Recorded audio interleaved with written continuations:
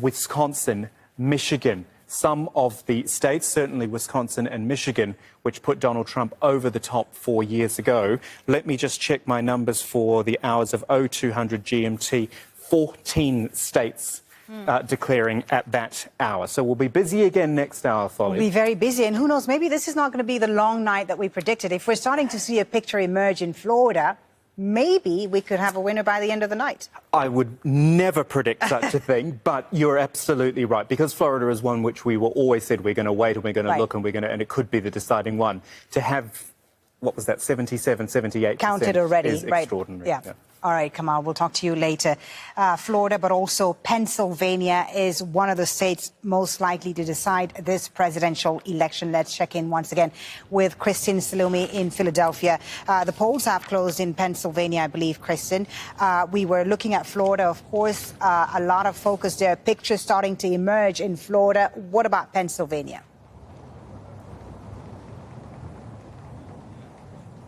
Yeah, the polls have only just closed here, and in addition to all of the ballots that were cast today, the state now has to count some 2.5 million mail-in ballots, and that is only just beginning that process. Not too far from here at a convention center, we saw people lined up at tables beginning to take the ballots out of the envelopes and start that process, which can only begin on Election Day by Pennsylvania law. So this could take a while. Officials are predicting it might be before the end of the week before we have really clear results. But it's interesting to point out that Democrats returned nearly 3 times as many mail-in ballots as Republicans did. That may be why President Trump has been very worried about those mail-in ballots and very disparaging of the process of counting them after Election Day. He has been attempting to discredit or delegitimize those mail-in ballots. So we also had an issue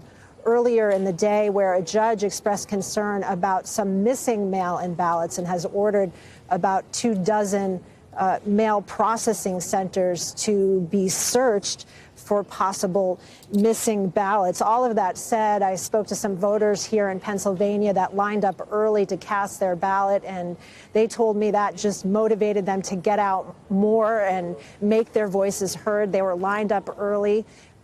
The polls were less busy later in the day, but people are speculating that is because there were so many mail-in votes, especially here in Philadelphia, an urban center that leans Democrat, and as I said, had a lot more mail-in ballots. But the polls here in Pennsylvania have been heavily favoring Joe Biden.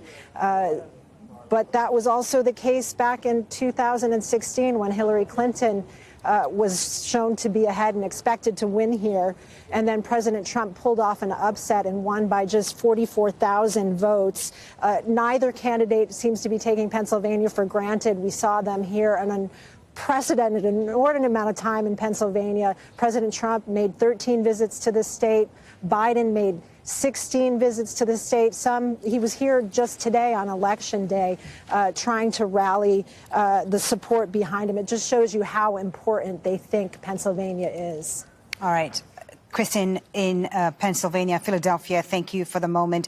As you heard from Kristen, they're concerned about mail-in ballots in Pennsylvania. They're also concerned about mail-in ballots in Nevada. There are reports that the Trump campaign and the Nevada Republican Party have actually filed an emergency motion to limit the processing of mail-in ballots. Let's speak to Rob Reynolds about this. Rob, what more can you tell us about this motion? Well, Foley, you may recall that a few days ago, President Trump said he would deploy an army of lawyers to all of the swing states to just dispute the results if they did not go in his favor. It looks like one of the divisions of that army has now descended on Clark County, Nevada. That is the home of Las Vegas. It's the largest population center in the state of Nevada with its 6 electoral votes. And what has happened is that the Trump campaign and the Nevada Republican Party have filed this emergency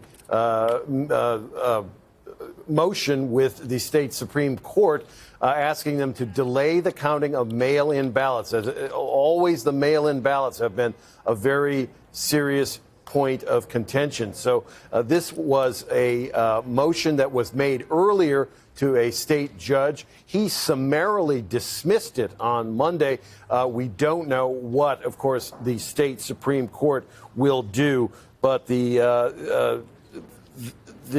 is, of course, literally at the last hour, so we'll have to see if the state Supreme Court makes a ruling. It could be a sign, I think, that the Trump campaign is a little nervous about Nevada. The president lost Nevada in 2016. Nevada would be good insurance or cushion, especially if Trump does not do well in some of the states that we'll be seeing later on in the Midwest and in Pennsylvania. But it could be a sign that he's somewhat nervous about this. And this could be one of the first big volleys of legal actions and lawsuits and court fights that could tie up some states' results for days or even longer, kind of wreaking havoc with the whole process. Folly. All right, Rob. Thank you. Rob Reynolds in Los Angeles. Let's discuss this issue of mail-in ballots a bit more now with Lara Brown, who's joining us from Washington, D.C. She's director of the Graduate School of Political Management at George Washington University.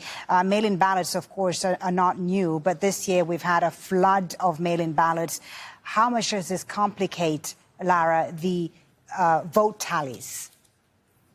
Well, so it really depends on the state as to how complicated it is. As we've seen in Florida, many of those ballots were able to be counted and processed early. And so tonight we've seen a flooding of those results. We are also, though, looking at states like Pennsylvania, like Michigan and Wisconsin, where they had a much more narrower date range when they could begin to process those ballots. And what that means is taking them out of their envelopes, checking their signatures, making sure that they're laying flat so the machines can actually count them. Those things do take some time, and this is why we're likely to see those Rust Belt states, Michigan and Wisconsin and Pennsylvania, taking at least a couple days to count all of their votes. Do postal ballots, Lara, lead to voting fraud, as President Trump has claimed? Certainly not. We have not seen any real instances of fraud in the United States. That is very much a canard that people who are concerned about people voting put out there. There really is no fraud in the United States to speak of.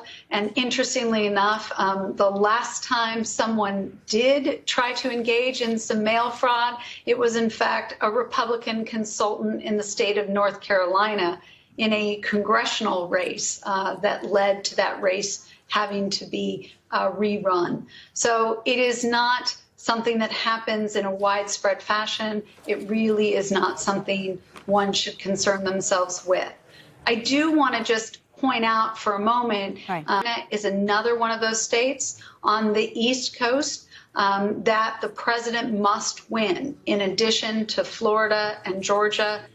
There really are not many paths for the president if he doesn't win those three states that he won in 2016. North Carolina, will be speaking to our correspondent there very shortly, Gabriel Elizondo. I do want to talk to you about Pennsylvania, though, because as we've heard from Kristen Salumi, there's a concern there about mail-in ballots, and Democrats have returned nearly three times as many mail-in ballots as Republicans in Pennsylvania, I believe.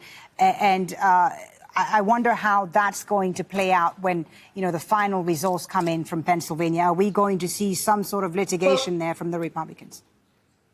We may see some litigation, but the truth is that the courts have sided with counting the ballots. So I'm not worried about whether or not Pennsylvania will be allowed to count their ballots.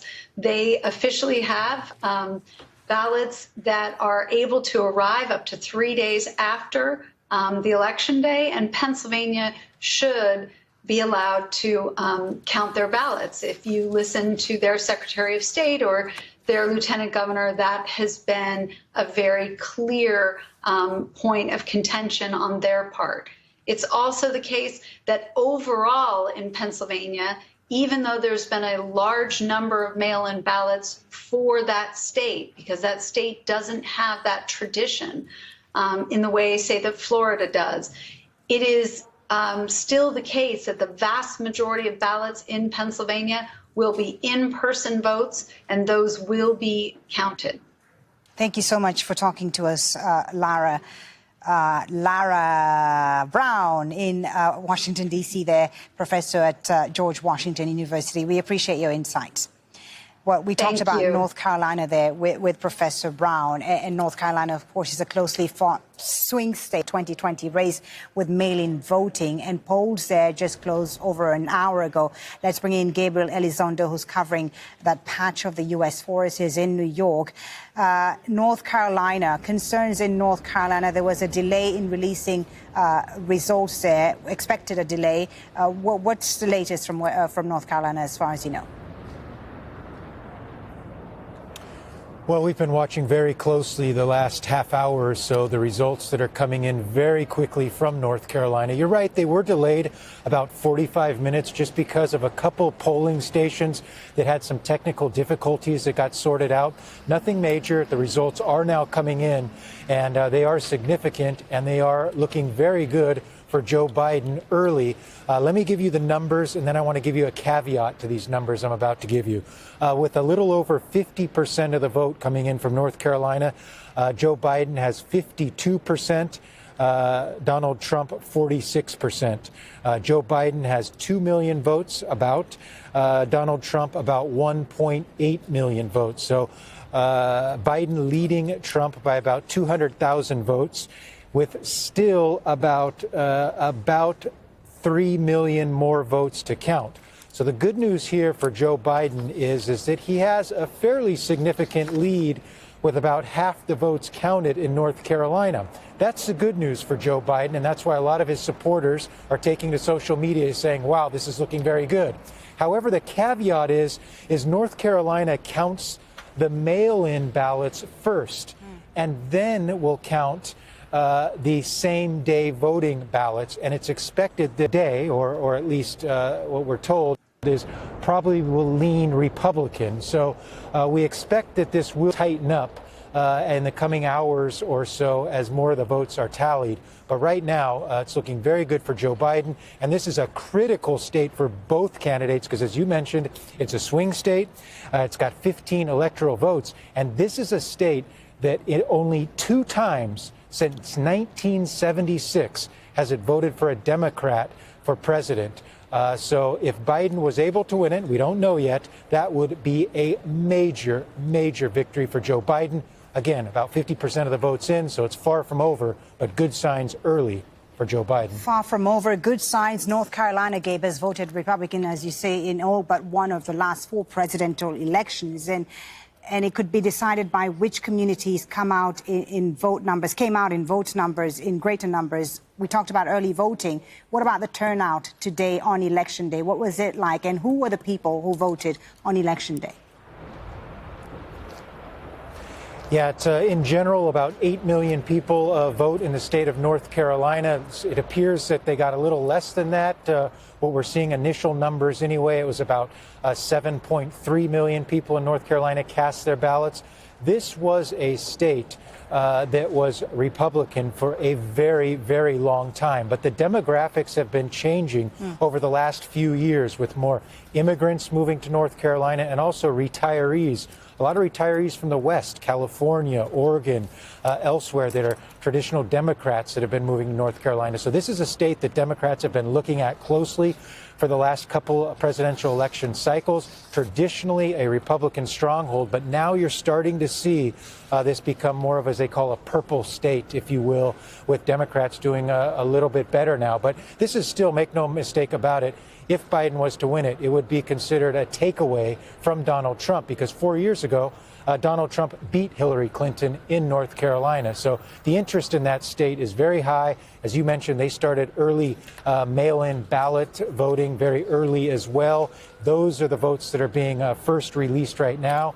But this was a state that obviously saw a lot of interest in this election and a lot of attention by both Biden and Trump campaigns. Gabriel Elizondo in New York. Thank you for the moment. Let's now hear from Kamal once again on some of the most important swing states in this 2020 election, including Texas, where results are imminent. Take a look.